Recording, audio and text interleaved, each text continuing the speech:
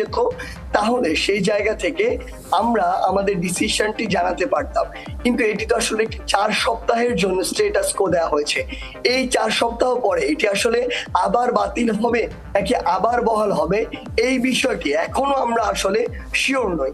অর্থাৎ আমাদের ছাত্র সমাজের যে একটি নির্দিষ্ট সমাধানে পৌঁছানোর যে প্রত্যাশা, সেই প্রত্যাশা কিন্তু এখনো অধরাই রয়ে গেছে। এক, দ্বিতীয়ত আমরা যেই বিষয়টা নিয়ে বারবার প্রশ্নের সম্মুখীন হচ্ছি এবং আমরা একই উত্তর দিচ্ছি, সেই বিষয়টি হচ্ছে যে দেখুন, মহামান্য হাইকোর্টে যে বিষয়টি চলছে সেটি কিন্তু কোটা বাতিল অথবা বহালের বিষয়। আমরা বলছি কোটার সংস্কারের বিষয়। সেই জায়গাটির কিন্তু পার্থক্য রয়েছে।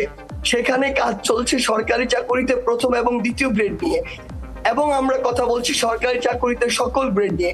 একটি গুরুত্বপূর্ণ কথা, আজকে মাননীয় প্রধানমন্ত্রী নিজে বলেছেন তার প্রেস ব্রিফিং এ যে তিনি 2018 সালের